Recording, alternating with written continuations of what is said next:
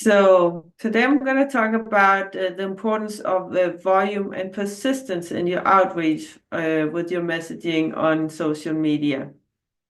So we're going to talk about why it's important to have a lot of volume because the more volume, the more messages you send out, the higher the chance of getting a positive reply is. And it's not just about a lot of volume, but also quality, of course.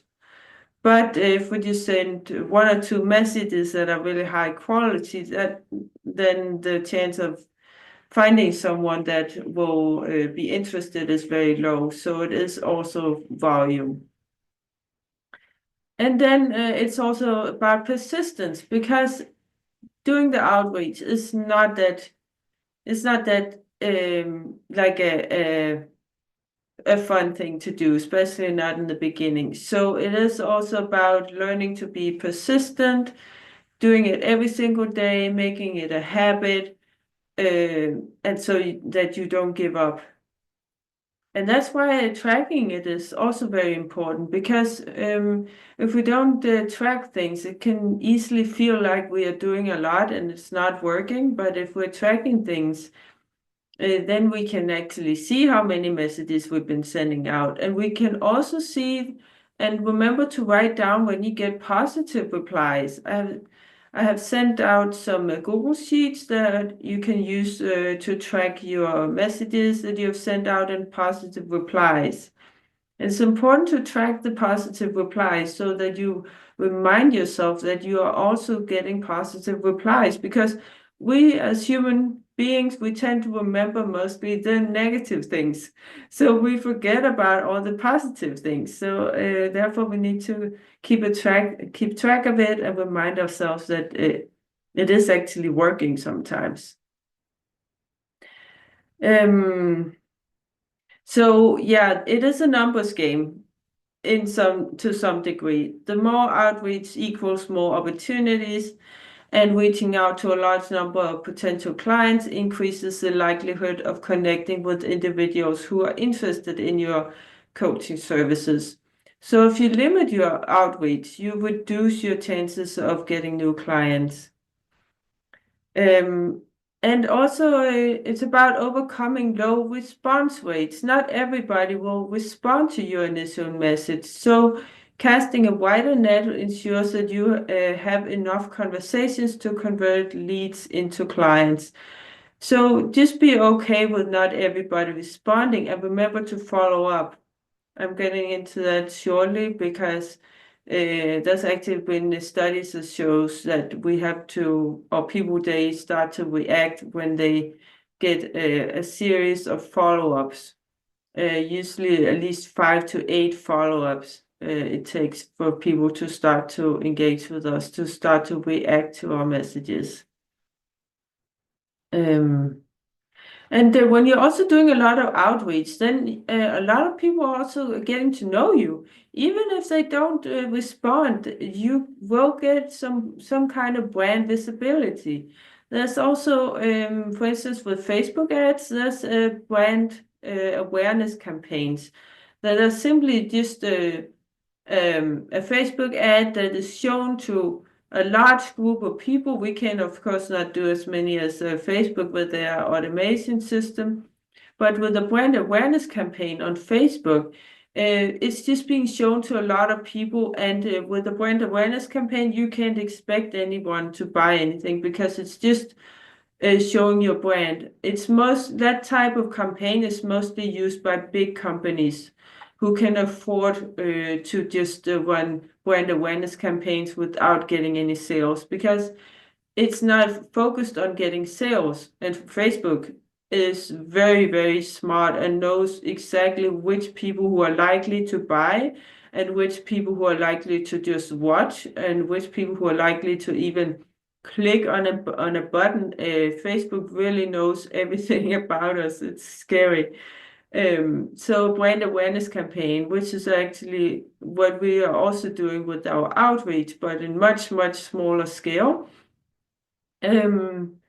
People are getting to know you so that over time you're building up your brand and in marketing, people have to get to know, like, and trust you or the brand before they start to engage with it, and especially before they buy anything. So just getting that brand visibility, getting people to see you, and like I said, it takes about 8 touch points, as it's called, before they will maybe buy something or book a call, at least. So it is useful even if you're not getting any booking from it and any client right away. Because it's a long-term game. This is a marathon, not a sprint, unfortunately. Even though you will also get some clients this way. But some people, they take longer. So over time, you're building up your brand, and people who have been, they will start to follow you. And then over time, it can take a couple of years where people are seeing your content on a consistent basis, and then suddenly they have the problem that you are there to solve, and then they know you, and then they'll contact you because they've been following you. Maybe they don't have that problem in the beginning, but because they've been following you, and then suddenly they have that problem, maybe they suddenly get stressed, for instance, and then they know that they've been following your content, and they know that you help eliminate stress, for instance, and then they will reach out to you. Yeah, so, but also set a realistic outreach goal. So instead of one day having the goal of sending out 200 messages, which can also put your account at risk, because there's a limit to how many outreach and how many things we can do of one action on any kind of social media platform. Social media platforms, they are actually not made for what we're doing. They're not made for us to reach out to a lot of people. They're made for just interaction between friends and family. So the Facebook and other platforms, they don't really like when we're reaching out to a lot of people. They are afraid that we are spamming people. We're not, I wouldn't say we're spamming people because we're really talking to them. We're not sending like messages that has nothing to do with them. We're talking to them, but still, the algorithm can detect when we're sending a lot of friend requests, when we're sending a lot of messages to different people. So don't overdo it. It depends how many messages you can send out, how many friends requests you can send out, depends on your account. If you have a new account, it's very, very limited because the algorithm is more cautious with new accounts, because some people, they just make a new account and start to spam people. So having an older account, you can actually reach out to a lot more people. But be careful with it. Don't overdo it. And also don't spam people. So set realistic outreach goals. It's better to be persistent rather than doing a lot one day, because persistence wins the race. You know the story with the turtle and the hare, and the turtle wins the race because of persistence. So it's the same thing with marketing and business. So better do a couple of outreach every day, also so you don't burn yourself out, so you don't give up. Just do a few messages every day. Of course, the more the better, but don't have a sense of feeling on how much you can do. It's also about in the beginning, it can be much more tough to get started, and you don't exactly know what you're doing. So with time, you can do more outreach every single day because it becomes easier, it becomes a habit, and also your account will also build up and be able to tolerate more outreach every day.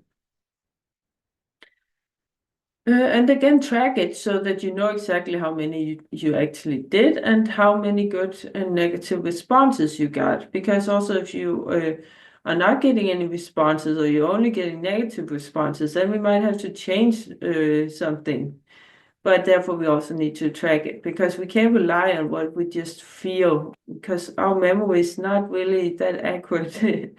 It doesn't we mostly remember the negative things. So we have to track it, and also how many messages we send out. It's very difficult to just remember that. But don't change things too often, because you need to give one strategy time.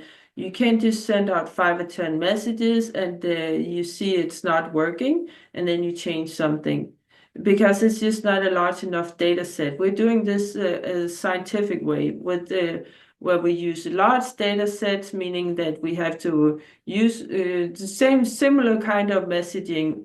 Like I said, we're not using copy paste messages, but similar kind of offer, for instance, that we send out to 200 people in an engaging way. But if nobody is reacting to it, then maybe we have to change that offer. But if you only send it out to 10, you might just have reached out to 10 people who are not really interested in your offer. And it can also be other things like the day of the week, the day of the time of day that you're reaching out to people. Things like that has influence on whether people will engage or not. Because if you are reaching out at at a time of the day where people are busy, then they won't engage. Or if it's, for instance, around holidays, people don't react. Christmas is a very bad time to do outreach because people are just doing other things. And if you're doing it on LinkedIn, for instance, people are not that much on LinkedIn in the weekend as they are on the weekdays, because it's more for business people. So think about that also, which is why it's also important to have a large data set to work with in order to make informed decisions about if you should change anything. And if you change things too often, then you get some positive replies and you don't know which one that was working. Well, of course, you can go back and look at the message, but it becomes a little bit difficult because also people also take time. People may not respond on the same day that you're sending out the message. Maybe some people they respond days later. So then it becomes a little bit difficult to track if you're changing your message every single day and your offer every single day.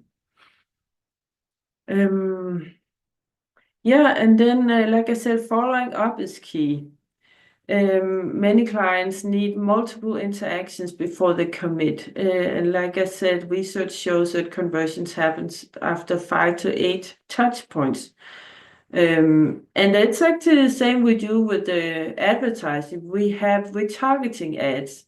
So we run one type of, or one ad, an ad where we're reaching people who never saw our ad before, and then we run retargeting ads. So we are running either the same ad or a different ad that displays the same product or the same service in a different way, in a more like for instance, it could be, I saw that you were looking at this product before.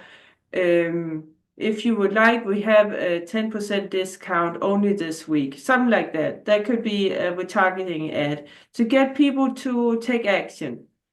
Because with Facebook ads, for instance, we can target people who already saw the ad, and who also we can retarget people who liked it, clicked on it, went to the website, did all kinds of actions. We can retarget those people.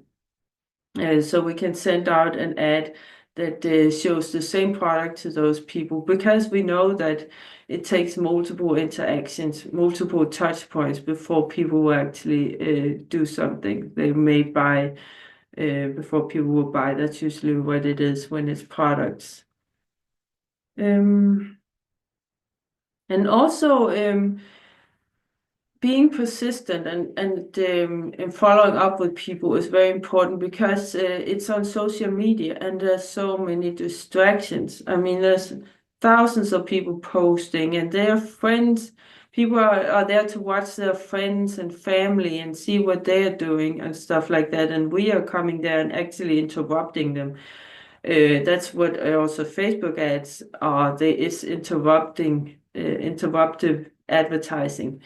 And that's also kind of what we're doing when we're reaching out to people and trying to engage with them, having a conversation with them. We're interrupting them, but we're trying to do it in a nice way, trying to find out if they have a problem that we can help them with. But we have to be breaking through the noise on social media. So that's why, again, that following up is important, and being persistent is important. Also, so that you stay top of mind, because if they just see you one time, they see thousands of messages every day. So they will forget your message probably. But if you keep following up, then they start to remember, oh, that was that person. But we follow up in a nice way that is not annoying. Something we can say something funny, send a funny meme or a voice message or video message, which is very personalized. So that it's not really annoying people. It's just following up without being annoying. Yeah, so like I just said, there's different communications channels we can follow up with them. You can vary it. Like you can use one time you can use text, then you can use a voice message, then you can use a video message. And we also use these small VSL videos. So you can make a small little VSL or video, 2 to 5 minutes, just to quickly explaining what it is that you're helping people do, and you can send that to people. But it's actually better to do it personalized, so that you grab your phone and say, I see that you commented on this post about stress. I'm actually a stress coach, and I help people relieve stress, and I help this person and this person, and you can mention if you have some testimonials, and do it like that. And then end with, if you would like to hear more about what I do, just send me a thumbs up or reply to this message or something like that. So it's very personalized video. And avoid to be pushy. Persistence is not being pushy. There's actually this research that also says that we get to like the things and the people that we are mostly exposed to. There's even that thing called the Stockholm syndrome, which is actually if people have been kidnapped. This is an extreme example, of course, but there has been cases where people have been kidnapped. They've been kept with their kidnapper for years, not been treated very well. And then after years, they've been saved, found by the police. But then the victim actually wants to go back to the kidnapper because that's what they're used to. They have built up some kind of relationship with the kidnapper. And that's the thing with we get to like the things that we are used to. So when we're following up with people, people get to know us more, and they get to like us just simply by seeing our face more often, which is also why it's important to do many posts on social media and showing your face once you get to that point. But the fastest way is still to do the outreach, where you can also use a video message, by the way. So having that exposure and that touch point with people many times, get them to actually like you more, even just like that, just because they see you often. Yeah. So some common outreach challenges is we can also get a lot of rejections, of course, because not everybody will be interested, and some will also get a little bit angry about us reaching out to them and feel that we're disturbing them. But you just have to learn to ignore that. We cannot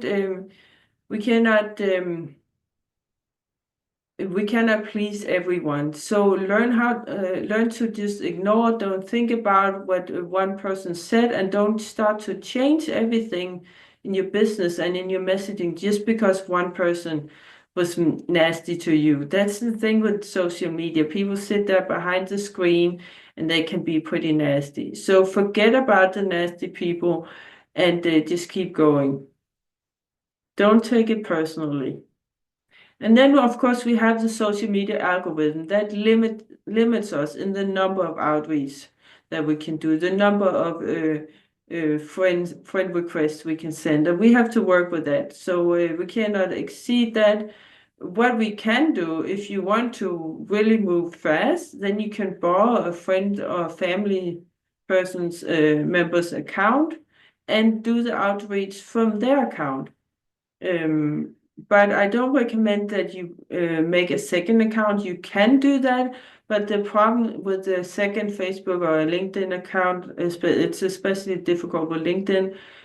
But with the second Facebook account, for instance, it has very limited or very strict limitations because Facebook has stricter limitations on new accounts to avoid these people who are just making new accounts all every day and spamming a lot of people. Then the account gets banned and they make a new account. So it's better to use an older account and then just stay within your limits. On LinkedIn, it's very difficult to make a second account because we have to actually verify it with something like a passport or driver's license. So it has to be under your real name. So you cannot make two accounts under your own name. What you can do, if you have like a middle name and a last name, then you can have one account with the first name and middle name, and the second account with the first name and last name. So you can still verify it with your passport or your driver's license. Then I think you can verify one account with your passport and the other one with your driver's license, for instance. And that can work sometimes, but it's actually better just to borrow a friend's account, and then of course be careful that you don't overdo it, so you don't put limitations on their account. But on LinkedIn, you can also buy Sales Navigator, and that increases the number of outreach you can do a lot. I think right now it's 200 outreach messages you can send now, so that helps a lot if you want to spend money on that. Yeah, and then think about time management also. Have maybe a certain time every day where you plan to sit down and do the outreach. Because, and then plan it, put it in your calendar so that you don't postpone it and you don't procrastinate and then never get it done. So make it a steady time every day where you can also sit by yourself and not be disturbed and do the outreach, maybe just 1 hour, for instance. But another thing is, it's also important when people are replying to you that you actually respond to them fast. So it's not good if someone replies to you in the morning and then you just wait until the evening to respond to them. So even though you have your hour in the evening where you plan to do the outreach, if somebody is replying to you to your initial message, maybe from the day before, if they're replying to you in the morning, try to respond to them as soon as possible. Otherwise, the lead goes cold, as it's called. They lose interest. Right in that moment when they respond to you, they have interest, but it's very small interest, so it can go cold very fast. Yeah, and make it enjoyable. And maybe try to enjoy to talk to people. And like I said, make it a habit. And the very good and very important thing about doing the outreach and talking to people on social media is that you get to know who's your ideal client, what problems do they have, what are their pain points, because you need to know that to do effective marketing and also to develop a program that actually helps them with their most painful problem, if you don't know that already. But this is a continual process that we get to know our ideal client more and more all the time. And it also changes all the time. So it's a never ending process that we get to know our ideal client because their needs change and just like the world changes. Um, yeah, so like I said, make a schedule where you have an hour every day, for instance, where you're doing the outreach. Put in your calendar, measure your successes, and only make adjustments after you have reached out and done the same offer, for instance, at least 200 times. Some final thoughts. So success comes really down to being consistent and high volume. So the higher volume that you can send out, the faster you will get clients. It's as simple as that. Unfortunately, there's no shortcut. Of course, quality matters also, but if you only send out 2 messages per day, it's going to take a long time. If you can send out 50 messages, you're going to get clients way faster. So it is really, it's like this thing that you can only call yourself an expert after have doing a thing for 10,000 hours, something like that. There is no shortcut. You have to spend that time that it takes to get to know your ideal client, and to do the number of outreach that is required to get your ideal client, or to get the calls, to get the bookings, and then take the calls, of course. So now what you can do is you can set your outreach target for the next 30 days. Start small, don't overwhelm yourself, don't overwhelm your account. So start small. If you have a lot of resistance, just do one every day and then increase it, because getting started is the most difficult thing. So it's just like if you are starting to do exercise and you don't want to, you feel a lot of persistence, then start by just putting on the running shoes and take them off again. Next day, put them on, go outside the door, take them off again. So don't overwhelm yourself. Don't start the first day and run 10 kilometers. You're just gonna get sore and never want to do it again. It's kind of the same thing actually, because if you overdo it one day and it's gonna feel very painful, psychological pain, you're never gonna want to do it again. So take small steps so that it becomes achievable, and just do it every single day. That's really the way to win this race. Persistence, slow rather than fast. And then track it so that you also track the good results, and also so that you can see which offer, which message is working and what is not working. So I hope this was helpful. Shoot me a message if you have any questions, and thanks for watching. Take care.